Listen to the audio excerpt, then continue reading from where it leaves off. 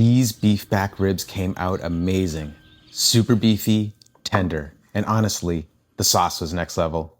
And the best part, this was actually really simple to do. And I'm gonna show you exactly how I made them. So, these are beef back ribs. They come from the upper rib section of the cow, right along the spine.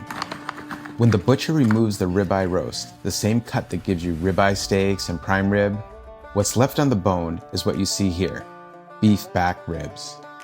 There's not a ton of meat sitting on top of these ribs, and when the bones are more exposed, those are often called shiners. But in between, there's still a lot of flavor. One of the best things about these ribs is they're generally a more affordable cut compared to the other ribs like short ribs or a full rib roast. So, when you're picking these out at the store, take your time and look for the meatiest rack you can find. And by cooking these low and slow, you're going to turn them into something amazing. I'm using a binder on these beef back ribs, not so much because it needs it, but because it adds an additional layer of flavor. I'm going in with Bear & Burton's Fireshire W sauce. I really like the extra depth and the mild kick it brings, right out of the gate. I also want to say that the inspiration for this recipe came from a Meat Church video. I'll link the original in the description. I'm kind of shamelessly borrowing the idea here with a couple of slight variations, like the Fireshire versus their classic W sauce. One thing I love about these beef back ribs is you don't have to do much, or any fat trimming or peeling the membrane like you do on pork ribs. On these beef back ribs, that membrane actually helps hold everything together during the cook. So I just leave it alone to help maintain the integrity of the meat, so it doesn't fall apart after the cook. It's a totally different approach compared to pork ribs, where you're usually removing the membrane or scoring it. Now I'm going in with Meat Church's Holy Gospel Dry Rub. I like to get a nice even coating all over the ribs. Let it sit for at least 15 minutes so it can start to work in. But if you have the time, an hour is even better. And if you want to plan ahead, seasoning them the night before is great too. I always have the intention to get everything set up the night before, but then I remember there's that only need 15-minute seasoning trick, and then I'm right back on schedule. While waiting for the rub to set and the meat to begin to sweat a little, I get my Yoder YS640 pellet grill fired up.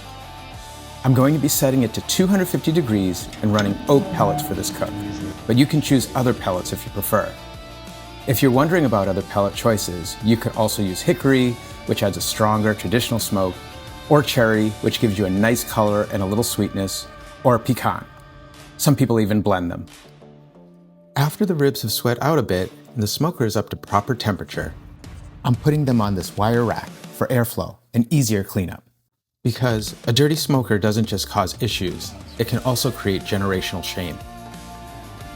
Now, I'm getting these beef back ribs onto the Yoder.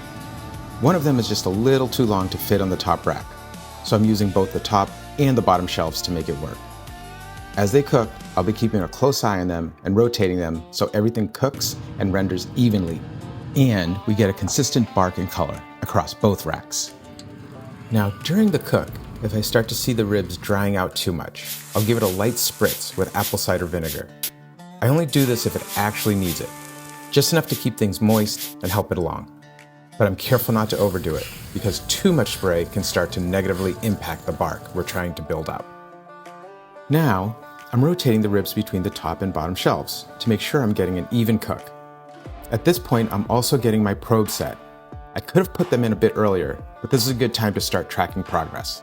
I'm targeting around 170 degrees Fahrenheit as a checkpoint, not because it's an exact temperature before I wrap them, but more so to help me stay on track and not lose focus over time and accidentally push them too far. What I'm really looking for is a set bark and the color I want before I wrap. So we just hit 170 degrees Fahrenheit, and the bark is set the way I like it, and now it's time to wrap. I like to use 2 layers of foil, so I have enough coverage for the ribs, as well as it helps prevent tears so you don't lose all those juices to the bottom of your smoker. But even with all that, tears can still happen. And yeah, I still tore mine somehow. But if you tear it, just seal it back up and keep it moving. But the big reason we're wrapping here is to push through the stall and speed this cook up. For those of you who are new to barbecuing, the stall is the point in the cook where the internal temperature basically stops climbing for a while. It happens because moisture is evaporating from the meat, and the evaporation cools the meat down, almost like how sweating cools your body down. And this is the main reason why I try to avoid wrapping myself in aluminum foil while exercising. After I get them wrapped, I'm putting them back on the smoker at 250 degrees Fahrenheit.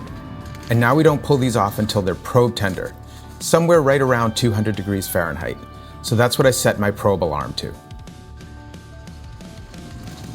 All right, we're sitting right around 200 degrees now, and this is where we check for probe tenderness. I'm pulling these beef back ribs off the smoker and bringing them over to the table so I can unwrap them, take a look. And yeah, that's exactly what I'm looking for. The probe is sliding in with almost no resistance, like a toothpick in a cake. That's how you know you're done. Now, I'm going in with some Meat Mitch Womp Sauce and brushing it on to let it tack up. This Meat Mitch Womp Sauce is seriously good, sweet, tangy, and extremely flavorful. And it just brings everything together on these ribs. Once that's on, I'm going to put them back in the smoker for about 15 minutes so the sauce sets up and really sticks to the ribs, and then we're done.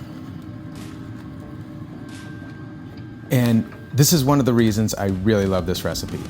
It doesn't have to be complicated. You can use pre-made seasoning, good binder like the Fireshire W sauce, and a solid finishing sauce like the Womp sauce, and you're done. No fuss, no hassle. The whole cook takes a few hours, but most of that time is just the smoker doing the work. You're not standing over it the entire time. It's simple, no major prep work, low effort, and the payoff is huge.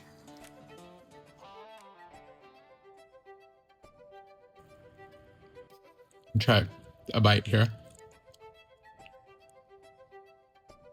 This is really good. You know, I also like doing this. Literally just pull this off by hand.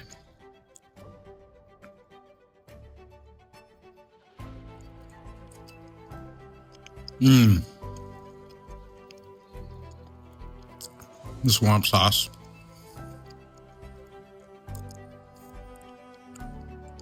Fantastic. You gotta try this recipe. So good. Really good. I hope you guys make this one. Also made some coleslaw. Okay, see you on the next one. Thanks for watching.